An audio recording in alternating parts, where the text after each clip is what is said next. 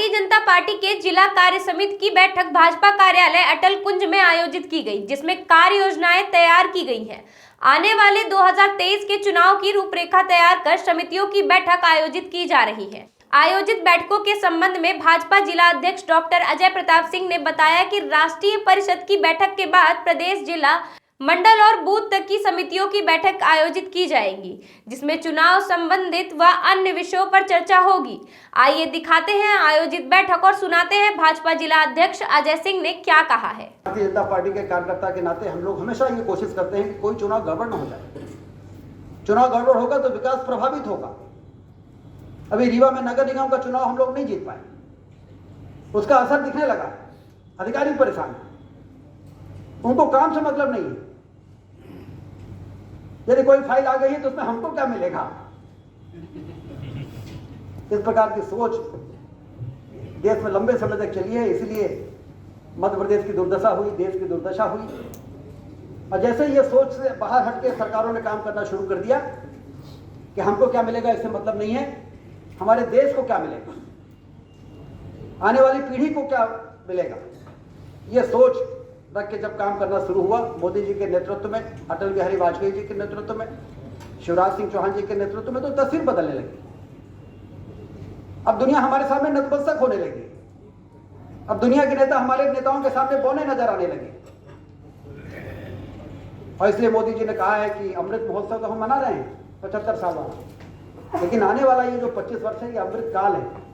उन्होंने इस भाषण में बोला है इन्वेस्टर समिट में, ये अमृत काल है 25 वर्ष, जब 100 वर्ष देश में आस्था प्रयत्नों की परिसीमा हमारी सरकारें कर रही है। मोदी जी ने अपने भाषण में कहा है कि IMF का कहना है कि भारत वैश्विक अर्थव्यवस्था में उज्जवल स्थान पर है।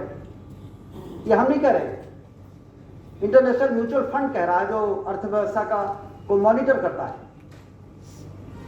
वर्ल्ड बैंक कह रहा है, विश्व बैंक कह रहा है कि भारत बेहतर स्थिति में है। कोविड के दौर में कई देशों की अर्थव्यवस्था बिगड़ी, लेकिन हमारे बारे में कह रहा है कि बेहतर स्थिति में। और साथ में ये भी कह रहा है कि भारत ने सिर्फ अपने देश के लिए वैक्सीन नहीं बनाई, उसने दुनिया के लिए वैक्सीन बनाई। और कई देश जो गरीब थे उन देशों को अपने ही देश में मुफ्त में वैक्सीन नहीं दी मोदी जी ने, दुनिया के गरीब देशों को भी मुफ्त में वैक्सीन देने का काम किया। इससे हमारी कितनी प्रतिष्ठा बढ़ी। पहले कभी हमने नहीं सुना कि अप्रवासी भारतीयों का सम्मेलन देश के अंदर इस प्रकार से हो रहा है और इस तरीके से उनको बुलाया जा रहा है, पलक पावड़े बिछाकर, रेड कारपेट बिछा के, और वो आते हैं। 3500 अप्रवासी आए थे 70 देशों से इंदौर में, और मंत्रमुग्ध होके गए मध्य प्रदेश से, इंदौर से। मोदी जी का उन्होंने भाषण सुना, मोदी जी से हाथ मिलाया, शिवराज सिंह चौहान जी के गले मिले, नाचे, 56 मार्केट में जाके भोजन किया इंदौर में, नाच रहे थे। जब वो आयोजन हो रहा था, ब्रेक होता था, तो खुशी के मारे डांस करते थे और हम लोग तो अपने काम में लगे थे। मोदी जी और शिवराज सिंह जी की आप लोग मध्य प्रदेश की ब्रांडिंग करो। मोदी जी ने अपने भाषण में कहा कि सरकारी लोग तो राजदूत होते हैं, लेकिन आप सारे लोग राष्ट्रदूत हैं, जो भारत की क्षमता को बताना, साउथ अफ्रीका को तो साउथ अफ्रीका के लोग बताना, जिससे उनके अंदर आकर्षण पैदा हो भारत के प्रति। एक और अप्रवासी भारतीयों का सम्मेलन उन्होंने कहा कि हम 135 करोड़ देश के नागरिक हैं, हम ये नहीं मानते, उसमें हम 3.5 जोड़ के कहते हैं हम 138 करोड़ के हैं। 135 करोड़ भारत में रहते हैं और 3.5 करोड़ लोग दुनिया में रहते हैं।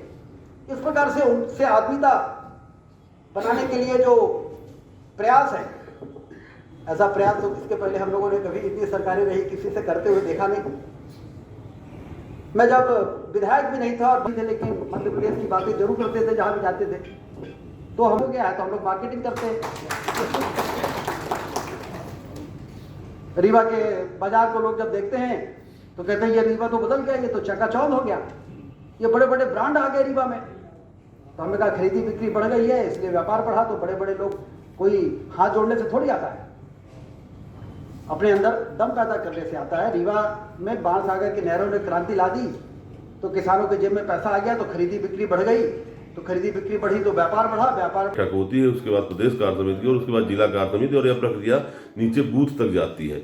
अभी हमारी 17-18 को राष्ट्रीय परिषद की बैठक हुई, 24 जनवरी को मध्य प्रदेश की बैठक हुई और आज 27 जनवरी को प्रदेश के सभी जिलों में बैठकें हो रही हैं।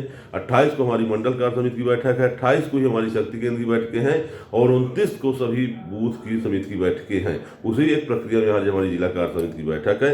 इस कार्य समिति बैठक के माध्यम से हम आगामी अपनी कार्य योजना तैयार कर रहे हैं, आगामी कार्यों को लक्ष्य कर रहे हैं। हम संगठनात्मक सुदृढ़ीकरण की दृष्टि से कहाँ क्या किया जा सकता है, ये सारे विषय हैं। चुनाव को लेकर भी तैयारियां शुरू की गई हैं।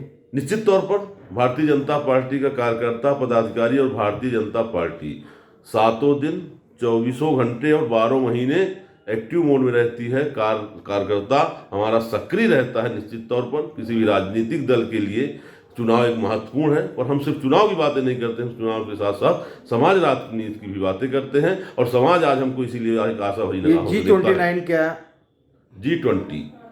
G20 एक दुनिया के 20 प्रमुख देशों का संगठन है। उस संगठन में विश्व की 75% जनसंख्या और 85% आपका बजट उन देशों के द्वारा कवर होता है। अपने आप में कह सकती है महाशक्तियां हैं और हमारे लिए बड़े ही गौरव की बात है कि उस G20 की अध्यक्षता इस वर्ष 2023 में माननीय प्रधानमंत्री नरेंद्र मोदी जी कर रहे हैं।